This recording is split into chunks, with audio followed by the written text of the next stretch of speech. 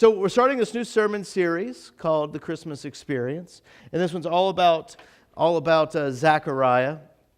And when you think about when I think about Christmas experience, there's a lot of things that come to my mind when I think of Christmas experience. One of them is a tradition that's gone for years now, and I can't get through Christmas without this one tradition, and that's watching National Lampoon's Christmas Vacation at least once, right? Amen. That's got to watch that at least once. Some of you are like, "What is this movie?" It's a beautiful, timeless movie that is perfect in every way, and so that's. But in the movie, there's an experience in there that I'm going to want to talk about. In the movie, there's a character named Cousin Eddie, and Cousin Eddie's the guy there, and it's hard to see in that picture, but he's got just a dickie on underneath his white sweater, so you can see it through it. It's wonderful.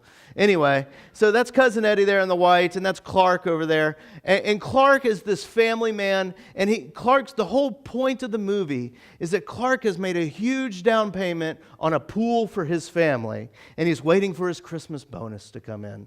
And he's waiting for that, and it's not coming, and it's not coming. He's getting more nervous and more nervous as Christmas comes, and this bonus hasn't come up here yet. And he's talking to Eddie, and Eddie, for those of you who've seen the movie, Eddie's a classy individual, right?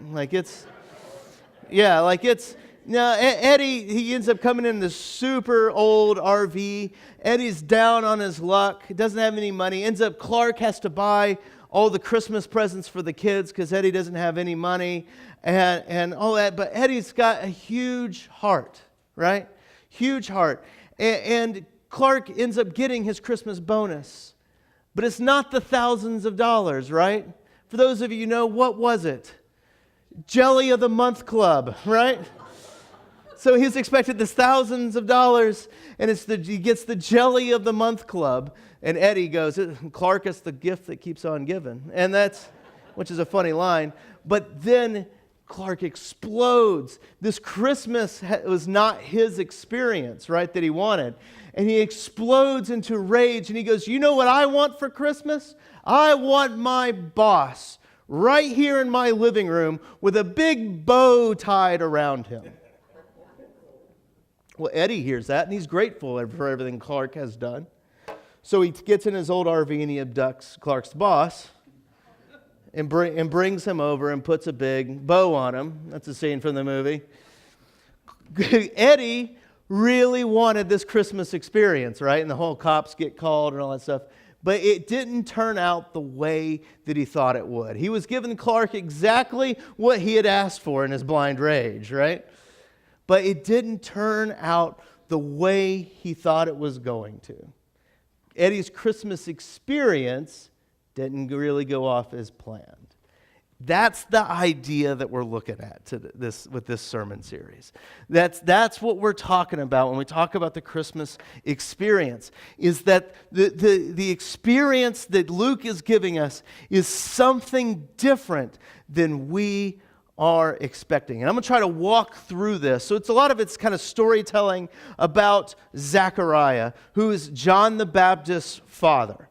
Right? That's in John the Baptist. You know he was a good holy man, right? That was John the Baptist. He was the first Baptist, right? Sorry. It's a bad joke.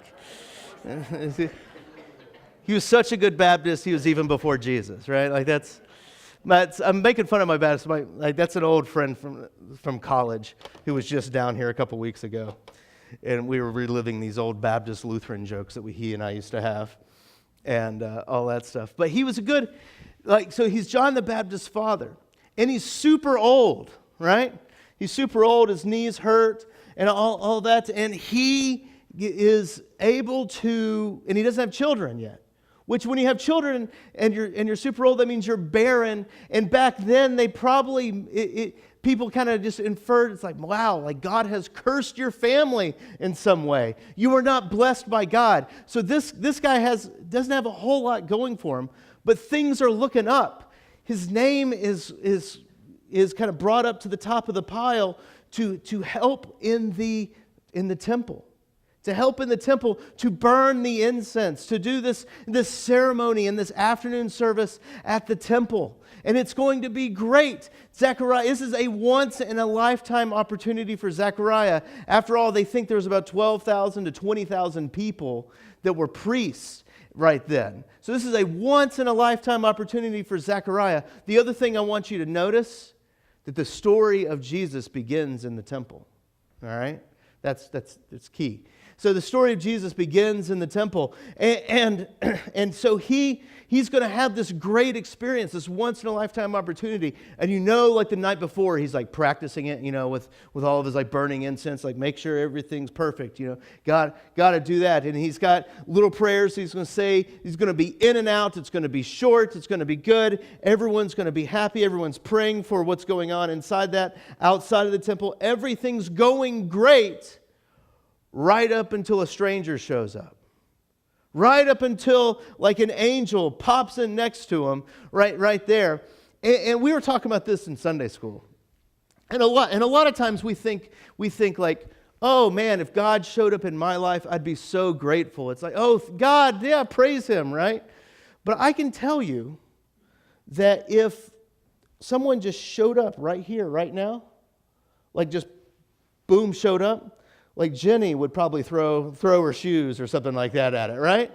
Like something would, people would probably be screaming and running out that door, like all that. So it would just be chaos in here all of a sudden. And I think that's a good picture of what it is. The angel shows up, Angel Gabriel shows up, and it's like, hello, right? And Zechariah's like, like it falls down on the ground. And the angel's like, I imagine every angel, they have like the phrase just memorized, like, do not be afraid, right? Like that's over there. And I think that's like a first subversion, like of how we understand Christianity a lot of times, how God works in our own lives. That a lot of times we think like, man, when God shows up in my life, everything's going to be hunky-dunky. It's going to be great. But like it's... When this angel showed up to Zechariah, he's like, like this is scary. And he's like, don't be afraid. You're going to have a son, John. He's going to be awesome. He's going to tell people about their coming Savior. He's going to bring lots in Israel back to God, right? He's going to bring them there. But Zechariah doesn't believe it. He says, what do you mean I'm going to have a child? Have you not seen me or my wife? We're super old. These are verbatim his words, right? He goes, we're really old. And he's like, she's not even pregnant yet. What are you talking about? And the angel says, you're going to be silent because you did not believe me. And suddenly he walks out. He can't talk anymore. And he walks out of the temple, and imagine what's going on. You guys have never had this experience with me, but when the sermon's going on really long and you have no idea what the pastor's talking about, and like that's easy, Jerry. Yeah, that's it's going super long. You have no idea what the pastor's talking about anymore, and you're just like, what's that? And you're just like, what's going on over there? I think that's how people were outside the temple. They're like, he was supposed to be out like 30 minutes ago.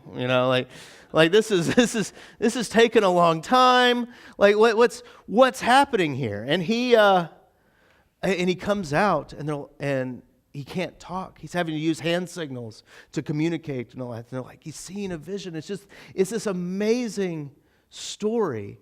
And that's what I love about this story of Zechariah, is that the Christmas story didn't come in because Zechariah did everything perfectly, right? Like Zechariah was in the presence, in the hot spot of God's presence to the Jewish people there, the hot spot where the temple was, right? And then all of a sudden an angel showed up and changed his life forever. And that idea speaks so much truth into my own existence as a Christian, right? Because there's so many times that I'm kind of like Zechariah, that I come out of an experience and I feel like all I can use is hand signals. Like I've lost my primary means of communications. Like that my expectations have changed. That there's an experience that has adjusted. Because we all have expectations in our Christian life. I know it's hard to believe, but many of you have expectations when it comes to coming to church, right? Ooh, no one's saying anything, right? You have expectations, like I'm wearing a robe right now. Kevin told me when I took this call, it's like, you got to wear a robe in this church, right? That's over there, because my previous church, I wore jeans on Sunday. I know.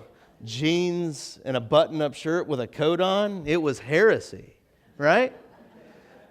But there's expectations that we have, right?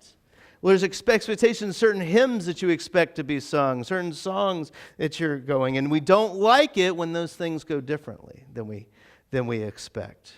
When we follow God, oftentimes we think that we know what that experience is supposed to be. We want to experience the good things in life. I mean, I became a Christian, right, for God to bless me. I always want to feel uplifted. I always want to feel safe and secure. I want to have those warm, fuzzy feelings that all the little devotional books talk about all the time. And sometimes we get that experience, but sometimes it's a lot different. Sometimes we get challenged. Sometimes we're challenged in our Christian life to forgive someone that doesn't even deserve to be forgiven.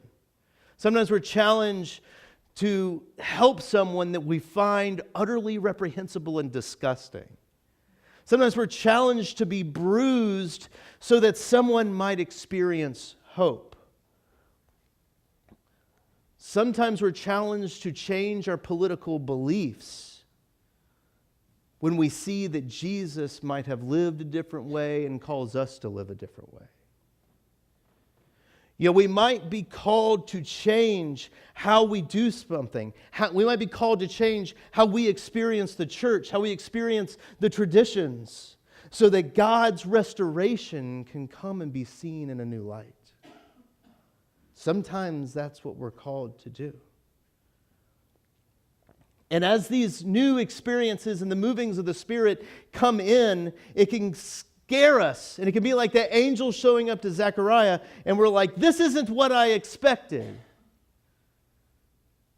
This is not the experience that I wanted. And what happens sometimes is that our experiences of the faith might even bring about suffering. And we might come away from it speechless by what we've seen. I think sometimes we're left speechless by what we've seen in our faith and not knowing what to say when our experience doesn't go as planned. But the truth is that Jesus' experience really isn't any different than this. Like this has been the one message that you probably hear me talk about more than anything else. But Jesus came, and it changed our expectations. It changed our life. I mean, it's just what we expected. I mean, look at what Christmas is, especially in the Gospel of Luke. It starts off with a man who cannot talk, who told of Jesus, right? And then it goes into a woman who's not doing anything right. She's too young, she's poor, and she's pregnant and single. Right? This is how the Christmas story begins. And then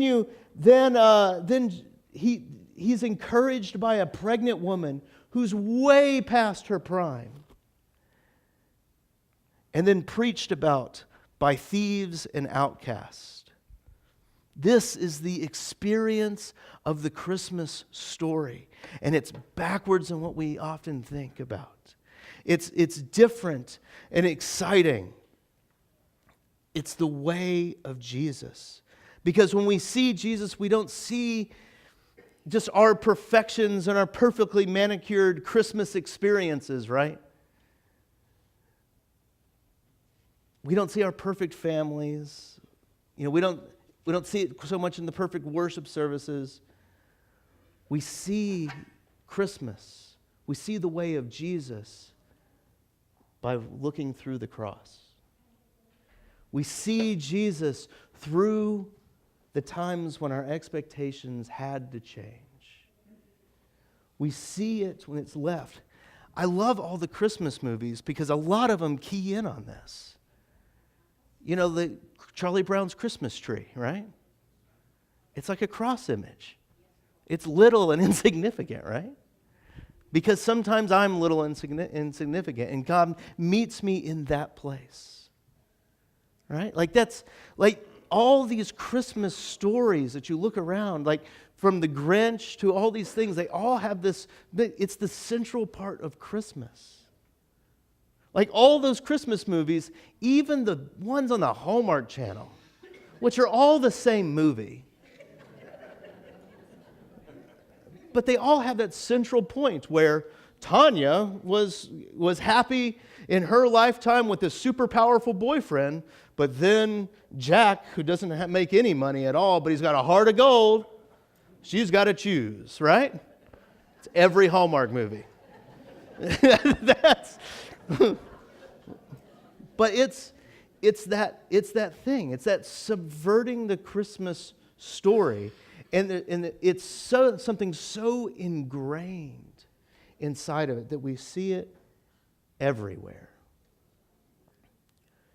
Because the heart of the Christmas story is the beginning of where Christ comes in completely backwards to save us all through His cross, to change our expectations, to change us, where it's not about the big grand spectacle, but it's about serving mankind. So, how does Zechariah end here?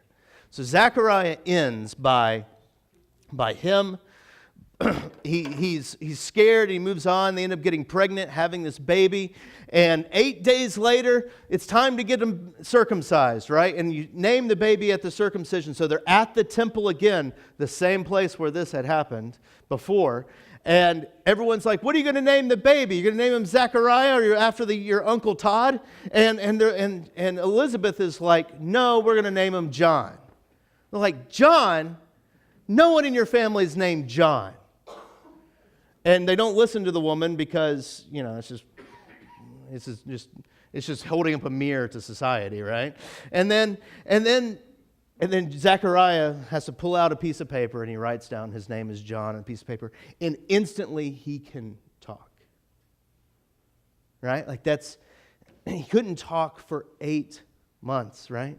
When Paul was walking down the road to Damascus, and the angel of the Lord, or Jesus, whatever you want to call it there, happened to him, he couldn't see for 3 days, right? This is the way of the stories that we see of Jesus. That Zechariah is able to talk, and when he talks, he gives a blessing. And in the blessing, I truncated it down, it says, "Blessed be the Lord God of Israel, for He has visited and redeemed His people. He has raised up a horn of salvation for us in the house of His servant David. And you, child, will be called the prophet of the Most High, for you will go before the Lord and prepare His ways to give knowledge and salvation to His peoples and the forgiveness of their sins, because of the tender mercy of our God, whereby the sunrise shall visit us from on high." And I love this last verse. "To give light to those who sit in darkness, and in the shadow of death, to guide our feet to the way of peace." I love that because that's the story of Jesus.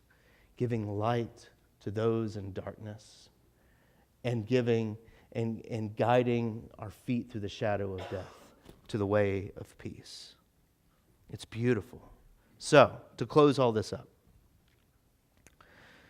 there's a lot of pressure on us to create the perfect Christmas experience, right? You got to have the perfect Christmas turkey or the ham. The house has got to be perfect. You got to put up all the decorations. You got to do everything just right. You got to go to this church service, with all of this. You got to hear these songs. You got to hear all these things, and you got to do all of that. And sometimes you're like Cousin Eddie, and your heart is bigger than your brain, and you do too much, and your experiences fail. When that happens, Jesus is with you in that failure. Okay? And sometimes the experiences of your faith, they leave you speechless like Zechariah, and you're disappointed.